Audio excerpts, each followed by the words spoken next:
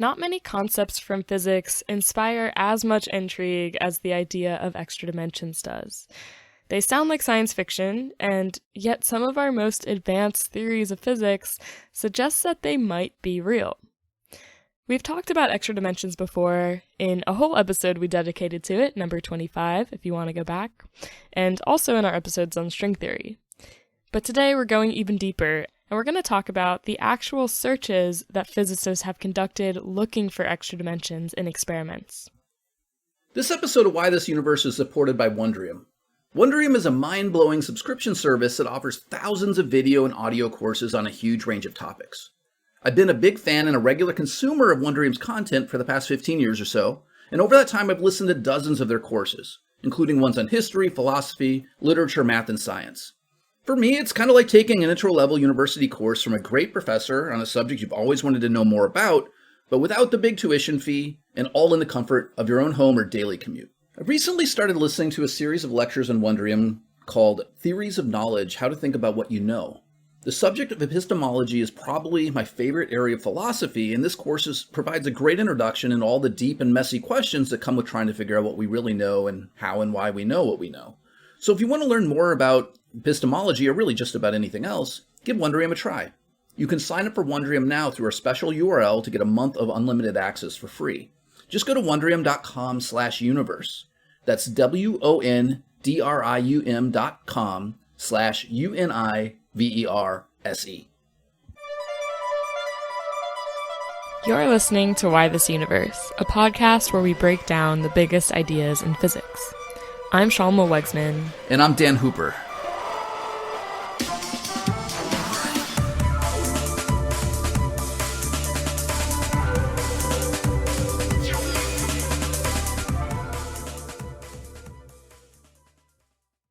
As far as we've ever been able to tell, our universe seems to have 3 dimensions of space, and 1 of time. But for a long time now, physicists have been pondering if there might be more than 3 spatial dimensions, some extra dimensions of space that we can't access for some reason.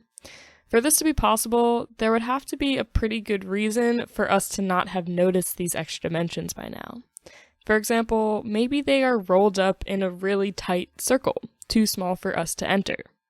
You might wonder why physicists would even bother pondering such a strange hypothesis, but it turns out that the existence of extra dimensions can actually help physics build theories like string theory and other theories to explain quantum gravity. That all sounds very abstract, but let's bring this down to Earth. How is it that we can expect to actually probe these extra dimensions in a real-life experiment? It turns out that if these extra dimensions are big enough, if they're like literally large enough, they could noticeably change the behavior of things like gravity and change the way that matter and energy might behave in our highest energy particle colliders. So we can use particle colliders like the Large Hadron Collider to try to access these extra dimensions. To understand how this works, we have to think about what a 4th dimension of space might look like to us. If that 4th dimension were like the other 3, we would have noticed it a long time ago. Okay, space would be very, very different from what we are used to seeing. So instead, let's imagine that this extra dimension is wrapped up in a tiny little circle. This is what a physicist would call a compactified extra dimension. Here I have something in mind, like a situation where if you moved in the direction of the extra dimension, you'd quickly get back to where you started, kind of like circumnavigating the globe by moving along the equator or something. So what I want you to think about is if an extra dimension like this, a compactified extra dimension existed, how would we perceive it? What would it look like to us? Since these compactified dimensions would have to exist at really small scales here, we have to turn to our good friend quantum mechanics for answers. Quantum mechanics tells us that everything we think of as a particle is also a wave with some characteristic wavelength, called its de Broglie wavelength after the French physicist Louis de Broglie. The value of this wavelength is related to the object's momentum. The more momentum an object has, the smaller its de Broglie wavelength. So you can think of particles with a whole lot of momentum or energy as small things with small wavelengths, and things with low amounts of momentum as bigger things. So if the extra dimension in question is really small, then only particles with a lot of momentum, a lot of energy, will be able to fit in the size of that extra dimension. So only very energetic particles will experience or otherwise perceive the presence of that extra dimension. This means that in our ordinary experience, like what we see every day of our lives, nothing around us would be able to move through a very small extra dimension. We just wouldn't know it was there. Space would look three-dimensional to us. So to have a chance at probing these very small extra dimensions, we need very energetic particles.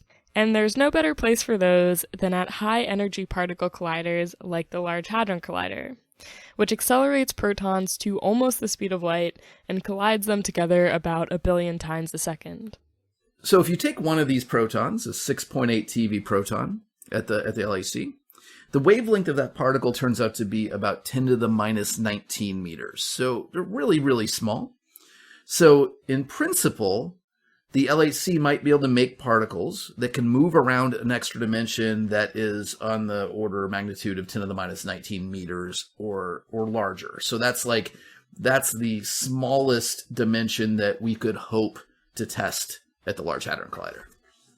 Let's say that in one of these collisions at the LHC, I happen to get a particle moving in the direction of one of the extra dimensions. For simplicity, let's also just say that it just doesn't happen to be moving in the other 3 dimensions of space, okay? It's purely moving along the direction of the extra dimension. So what would this look like to us? Well, this particle, let's say it's an electron, for example, would have all of the properties of a normal electron. It would still have the same electric charge and all those sorts of things. And although it would be moving at almost the speed of light around the extra dimension, we wouldn't perceive this movement. After all, the extra dimension is absolutely tiny. We can't see the extra dimension of space. So to us, this electron would look like it's just sitting there at rest. But at the same time, this electron would have a lot of kinetic energy from the movement it's doing in the extra dimension of space. So what we're talking about here is an electron that doesn't seem to be moving, but that has a lot of kinetic energy. And according to Einstein and relativity, something that has a lot of energy and isn't moving is really just something with a lot of mass. In other words, this electron that's moving around the tiny extra dimension will look to us just like an ordinary electron, except with much, much more mass. So if after a collision at the LHC, we see something that seems to be an electron, but with an unusually large mass, we might wonder if it's actually an electron traveling in an extra dimension. We call particles in this kind of configuration a Colusa Klein state, or maybe sometimes a Colusa Klein excitation. This is named after the 2 physicists in the early 20th century, Colusa and Klein, who worked on this sort of stuff back in the day. And there isn't just one Colusa Klein state for that electron. Or in other words, there isn't only one strangely large mass that it can have. But this electron can't have any mass either. It turns out that it can have one of many distinct masses depending on how it's moving through the extra dimension. So remember to think of this electron here less like a particle and more like a wave. You can imagine a wave traveling through a guitar string as an analogy.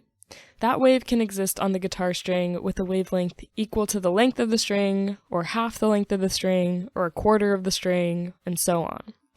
The same goes for our electron moving through the extra dimension. So an electron could be moving around an extra dimension such that its wavelength is equal to 1 times the circumference of that extra dimension, or 2 times the circumference, or 3 or 4, or whatever, so on and so forth, all the way to infinity. And in each case, that particle would have a different amount of momentum and kinetic energy, and therefore would appear to us to have a different amount of mass. So for example, let's say that the extra dimension in question is about 10 to the minus 18 meters. So this is kind of about the smallest extra dimension we could hope to probe at one of these machines. In this case, the first Colusa Klein state of the electron would correspond to an electron with an apparent mass of about 1 TeV. And then there would be a second Colusa Klein state that would look like a 2 TeV electron, and then there'd be a third state that looks like a 3 TeV electron, and so on and so forth. There's an infinite tower of these Colusa Klein states. And if we had a powerful enough particle collider, we'd be able to create and study a whole series of these Colusa Klein excitations. And I don't know about everyone, but I think most physicists, if you started to see this tower, you saw, a whole bunch of electron-like particles with like the regularly spaced distribution of masses. This would be pretty convincing that you were looking at evidence of an extra spatial dimension. So the Large Hadron Collider has been running for a while, and we still haven't seen any of these Colusa Klein states yet. But all hope is not necessarily lost. We can use the fact that we haven't seen anything like this to deduce that there can't be any extra dimensions larger than about 10 to the minus 18 meters, at least for the kinds of extra dimensions that we've been talking about so far. If compactified extra dimensions exist, then they have to be too small for us to be able to probe with our most powerful collider yet. Thankfully, though, these aren't the only kind of extra dimensions that physicists have come up with. A whole other idea of how to construct theories with extra dimensions was proposed back in 1998. This was proposed by a trio of theoretical physicists, Nima Hamed, Savas Dimopoulos, and Giadavalli.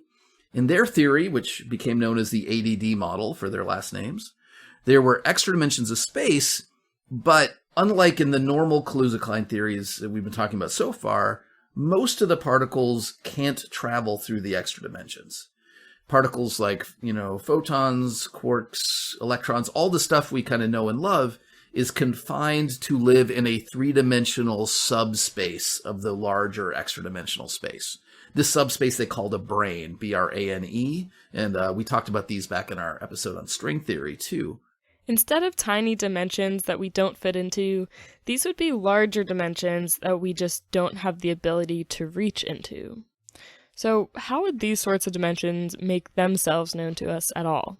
The difference between living in a three-dimensional universe and living in the kind of universe that these physicists envisioned was that gravity, or the particles that communicate gravity, what we call gravitons, were free to move in the full extra dimensionality, the full 4, 5, 6, whatever dimensionality of space. They aren't confined to the brane like the other particles are. This is a big part of what makes this kind of extra dimension so appealing to begin with. If gravity is leaking out from our three-dimensional world into this larger dimensional space, it might explain why the force of gravity appears so much weaker than the other forces of nature. This is a long-standing problem in theoretical physics, and it's known as a hierarchy problem. As far as we can tell, the force of gravity should be the same strength as the weak nuclear force, and yet we observe it to be much weaker. Now, these extra dimensions make it possible that the force of gravity actually is the same strength as the weak nuclear force, but is just leaking into the extra dimensions, making it appear to be much weaker than it really is. Okay, so let's put some numbers to what we're talking about here.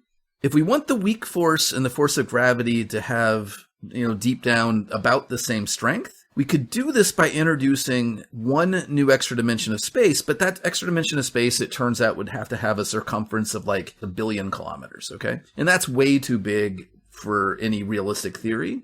If there were a dimension like that, a dimension that were that big, it would really screw up how we observe gravity. It would make gravity pretty unrecognizable. If there was an extra dimension with the circumference of 1 billion kilometers, then the force of gravity would appear to be way stronger for objects that are less than 1 billion kilometers apart from each other. This would be immediately noticeable. This would screw up all sorts of dynamics in the solar system. It would certainly screw up, apples falling from trees and all that sort of stuff. So obviously this can't be the case. This can't be the real theory. Instead, we need to consider the case where there are more than one of these extra dimensions. So if we want to make the weak force and the force of gravity deep down have the same strength, with 2 extra dimensions, those dimensions would have to be a few millimeters in circumference. In this case, you can try to test these theories by measuring the strength of gravity at sub-millimeter distances, but you have to go to really carefully constructed laboratory experiments. So physicists have built these sorts of experiments. They involve devices called torsion balances, and they try to look for departures from the inverse square law of Newtonian gravity at as short a distances as they possibly can. And so far, they haven't seen any departures. This 1 over distance squared seems to go down as far as they can measure. And basically, they've been able to rule out these scenarios with 2 extra dimensions so long as those extra dimensions are larger than about 37 micrometers, or about a 30th of a millimeter. So, they're really pushing against this theory, at least in a lot of the parameter space that was originally envisioned by those authors. So physicists have narrowed in on how big these extra dimensions could possibly be, but we can't rule them out just yet. Experiments like this can only really set an upper limit on the size of these extra dimensions based on the fact that they didn't find them. So let's stick with this story a bit longer and ask, what if there are these two extra dimensions of this sort that we've been talking about, with circumferences smaller than 37 micrometers? How might we be able to see them? Well, let's think back to those Colusa Klein states that we mentioned earlier. Let's also think about gravity in the quantum way, as a force communicated by a particle called a graviton.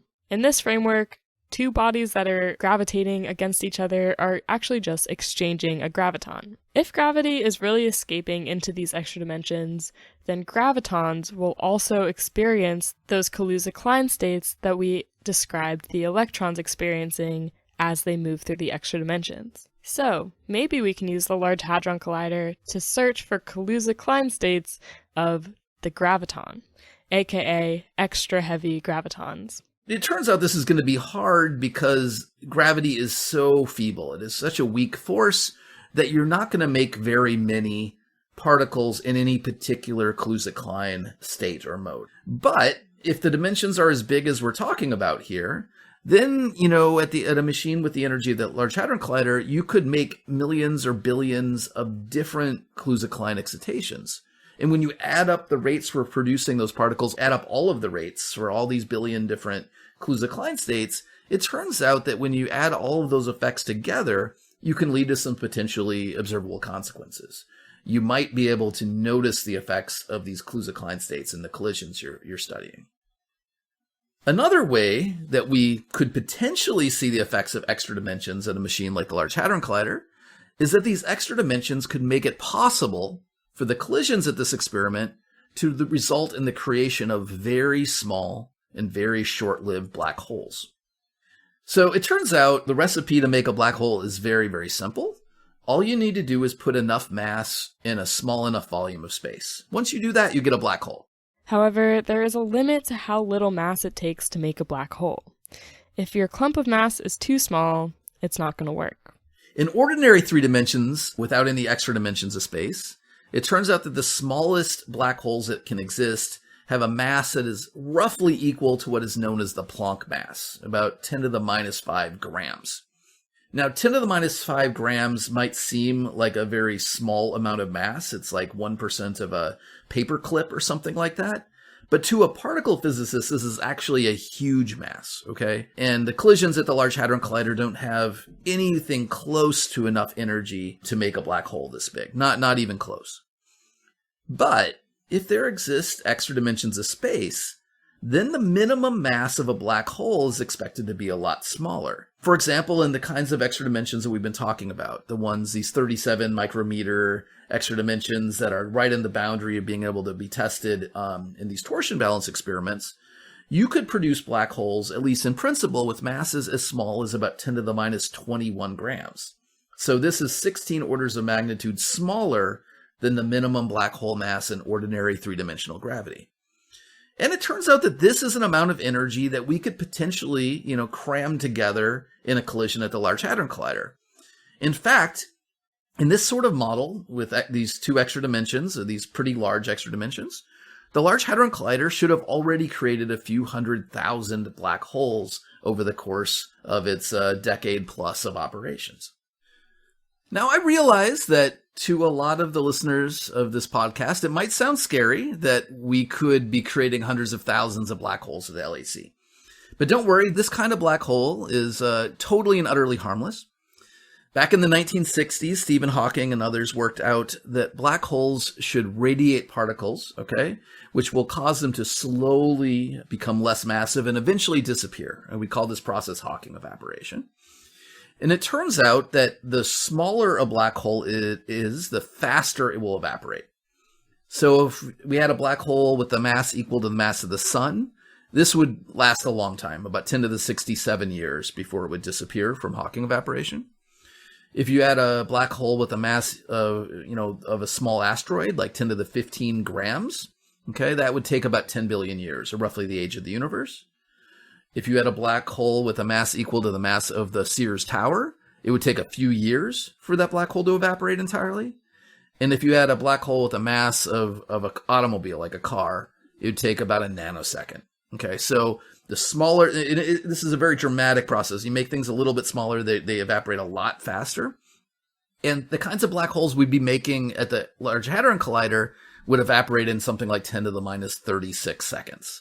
So about as close to instantaneously as any process you can imagine in nature. So we can ask what these tiny and super short-lived black holes might look like at the LHC. Well, during the very short period of time that they exist, these black holes would be super hot. Their temperatures would be something like 10 to the 16 degrees. And in this state, these black holes would radiate extremely energetic particles, which we could hope to detect in the particle detectors of the LHC. These events featuring black holes would produce a large number of different kinds of high-energy particles, like quarks, gluons, electrons, photons, and so on. And these would look like what the particle physicists call high multiplicity events. So we've looked for these events, and we see plenty of high multiplicity events, but so far those events look just like the Standard Model predicts. And there don't seem to be any, big signals of black hole production in the data set from the LHC, at least so far. And this can lead to constraints on these sort of theories that are comparable in sensitivity or in strength to those that we derive from things like torsion balance experiments.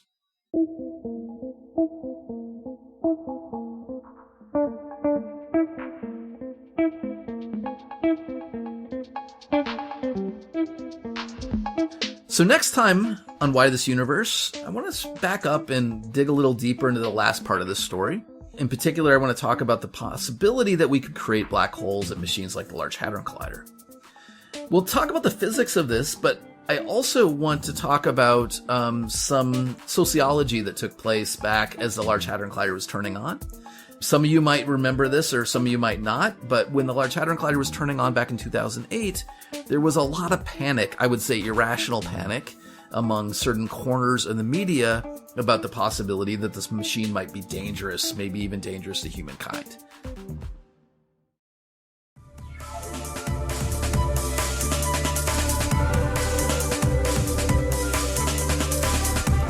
Why This Universe is brought to you by the University of Chicago Podcast Network.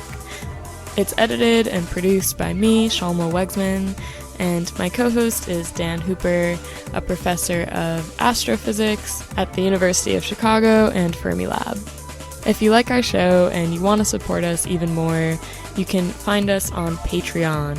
There you can access ad-free episodes of the show, as well as exclusive Ask Us Anything episodes where you get to ask Dan and I direct questions about physics or anything else. So if you are curious about that, you can find it at patreon.com/whythisuniverse. Thank you so much for listening and for your support.